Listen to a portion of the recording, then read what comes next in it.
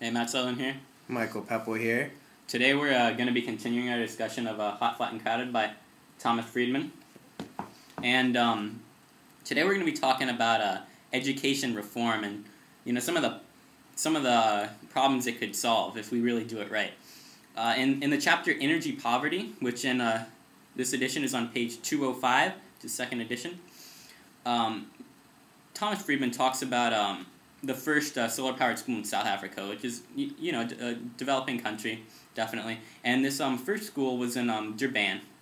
And what they found was that by providing the school with this cheap energy, they were able to provide them with a lot of technological advancements that a school of its type really wouldn't normally be able to have. For instance, they would have, a fully powered computer lab with the internet.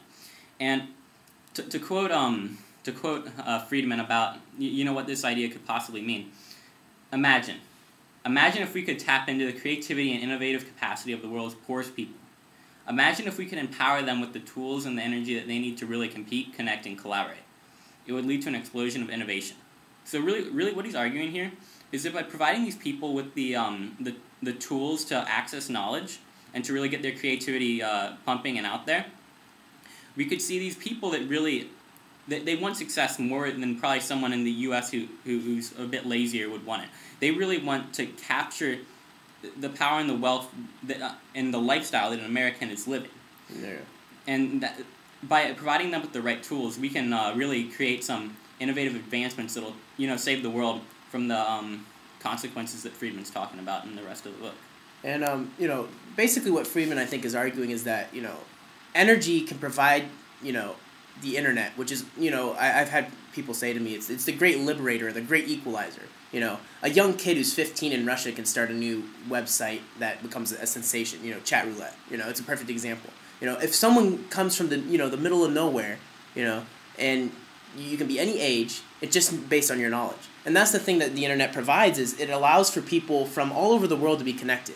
And Friedman's arguing is the fact that if we have the energy capacity to give to, the energy capacity to provide, people in the middle of Democratic Republic of the Congo, or people in the middle of East Timor, or, people up in the mountains of Tibet. It's just, if you allow those people to have the energy resources to access the internet, it allows for the world to become even more flat in the way that Friedman says, in the fact that everybody's connected. And this is probably the greatest single thing that can happen, is because when you access the internet, you have perfect access to every corporation that ever existed. You have the emails that you can send out to anybody in the world. It's basically like a postal service.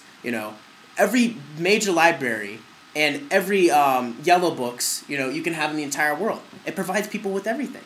And when you have that single thing for education, that you can look up anything that you're interested in.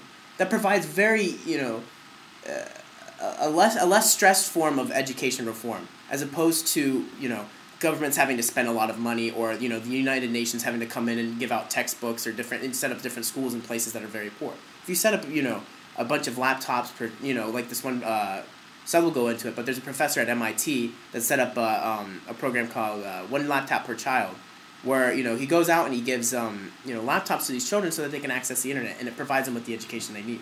Yeah, definitely. The inspiration behind that was that, as Michael was talking about, if you give them the opportunity to access this unlimited array of information, this unlimited database, that they'll be able to they say to create 1% of innovation, you have to know the other 99% of the material in that field, and for these people to unleash their creative capacity that Friedman argues that they have to have access to stuff like Wikipedia. The idea behind Wikipedia was that you would give people all of this knowledge. You would have the entire world's knowledge available to everyone on the internet for them to use and for them to, use to really innovate. And through this program, we're providing people that normally wouldn't have that opportunity and that access with cheap ways to get it. And without that, their education system in those countries, it's a lot cheaper than that. They can pay a teacher a ton of money by the hour, who really can't teach these kids what they could learn from just from a cheap laptop and the internet, which they can you can get Wi-Fi access for dirt cheap these days. Exactly. I mean, for the basis of just information-based knowledge, I mean, as opposed to a textbook. Teachers are invaluable into, sharing their experiences and certain, perspectives on things. But when it comes to, information that you could get from a textbook, it's very expensive to transport, thousands of textbooks across, 100 miles or, in a plane or something or in a truck. But, if you have the internet, you can go and you can access anything you're interested in. And, plus it gives the liberty for the student to go and, delve into, like, what he's really, truly interested in.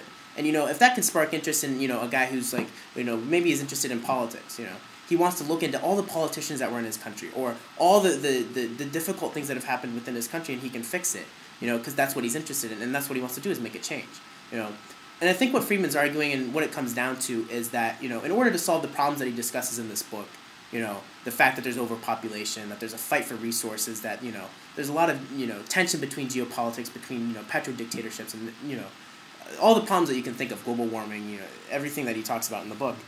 He says that the basic core of, how to solve these problems, as opposed to just talking about them, is if the children and, the young people around the world have the chance to be exposed to education and the knowledge that was, throughout the centuries. And he's saying that if we're going to solve these problems, and in order to inspire innovation, they have to have the education provided to them. And they have to be able to be interested in it and open to it. And if you're going to come up with new ideas and become creative, you have to have a knowledge base if you're going to come up with new things. And that's basically the argument. And really, to take that education to the next level, and to, I guess, expose these kids to the kind of creativity that they need to have to really innovate, the kind of education system needs to focus on problem solving and getting these kids to, I guess, think outside of the box, not just to cram facts. Because the type of jobs that they're going to, that they should be preparing for, they don't even exist yet. We don't even know what they're going to be. People change jobs every 5 years now. I think it's a new statistic. So really, we need to get these kids thinking. That's the key to it all. All right, well, that's it. And thanks for listening, and we'll come up with a new video next week, round 3. Deuces for now.